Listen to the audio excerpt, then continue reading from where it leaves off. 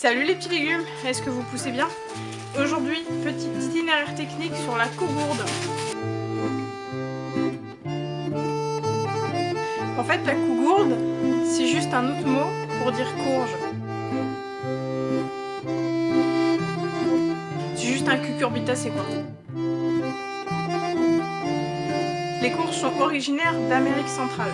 À la base, elles n'avaient pas beaucoup de chair et on s'en servait généralement pour fabriquer des ustensiles de cuisine ou des instruments de musique.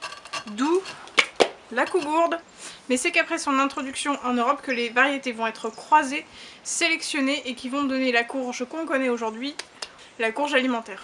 Pour le coup, l'itinéraire technique de la courge est très simple et je devrais pas en avoir pour 10 ans pour vous l'expliquer. Ça tombe plutôt bien.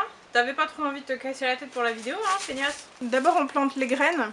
Autour des seins de glace, c'est dehors. Et dedans, pour prendre un peu d'avance, 2 semaines à peu près avant les seins de glace. Après, elle pousse, elle donne des fruits.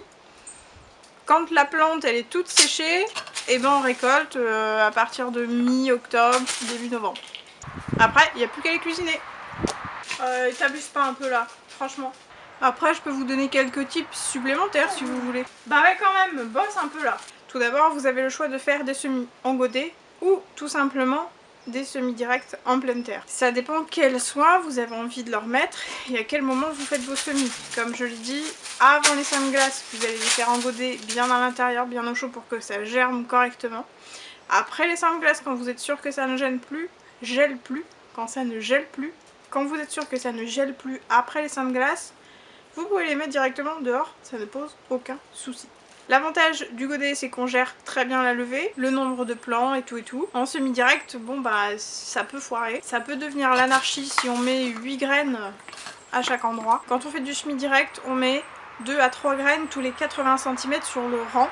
Et entre rangs, on espace à peu près d'1 mètre. Pareil quand on repique nos godets, 80 cm d'espacement sur le rang et 1 mètre entre rangs. Il va évidemment falloir faire attention aux ravageurs. Le pire, c'est la limace qui peut vous dévorer un bébé plant de courge en 1 heure de temps. Pour ceux qui font des feux de cheminée, la cendre, c'est super. Mais il faut en mettre une bonne couche autour de vos plants et à renouveler à chaque... Sinon, l'autre option, c'est les phéromones. Les phéromones anti-limaces. Comme ça, au moins, vous êtes tranquille pour au moins 2 semaines. Tu fais bien de parler des cendres.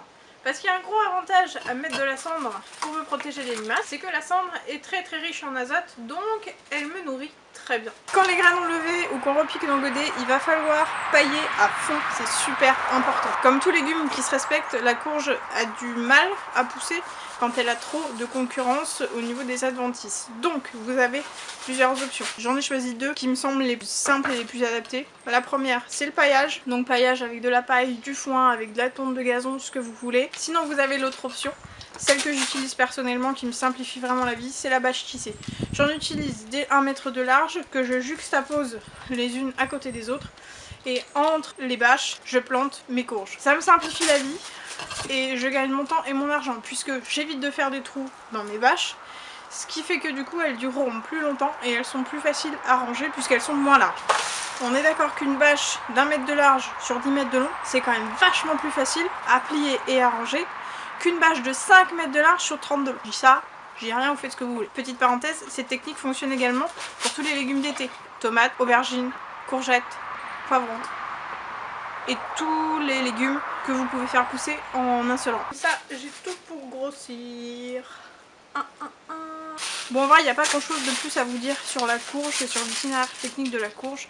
Vous l'arrosez quand vraiment il y a besoin, mais sinon, elle se débrouille, elle pousse toute seule. Il y a plutôt un bon rendement en général, il n'y a pas de taille à faire. Pensez bien simplement à les récolter une fois que la plante est bien sèche, donc quand le pédoncule est bien dur. C'est super sexy dit comme ça, dis-moi. Après, niveau rendement et au niveau taille, tout dépend de la variété. Hein. Tu nous parles de tes copines? Ouais, carrément. T'es prête? Bah écoute, vas-y, c'est quand tu veux. Ok, c'est parti. Il y a le petit marron, il y a le petit rond, il y a le bonbon et tous les pâtissons sont trop mignons. Comme la Jack Benetton et le Foutsu. Et d'autres un peu moins mignons. Comme le galeux et la Jacko en terre.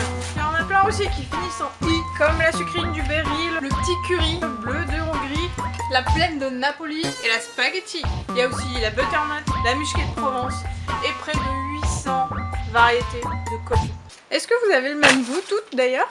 Ah bah non, on n'a pas toutes le même goût, hein. Chacune sa couleur, chacune sa forme et sa taille, et surtout chacune son arôme. Hein. Fruité, sucré, boisé, noiseté. Les courges se conservent plutôt bien, en général tout l'hiver, à condition qu'on les récolte au bon moment, c'est-à-dire à maturité complète. Et on augmente cette capacité de conservation en mettant nos courges au frais et au noir, idéalement dans une cave finalement. Et pour la cuisine, bah franchement, on a plein d'options. Tu nous en parles? Ouais! Au four, en frit, avec des patates, à la poêle, avec des poireaux, en salade, avec du fromage, en gratin, avec les patates douces, en tartine, en purée, ou encore en dessert, en gâteau ou en tarte. Voilà! Et vous les préférez comment vos courges? Dites-le moi dans les commentaires. Pensez à vous abonner, à liker la vidéo. C'était Zoé, future maraîchère sans terre dans le Cher, pour internet. Bisous!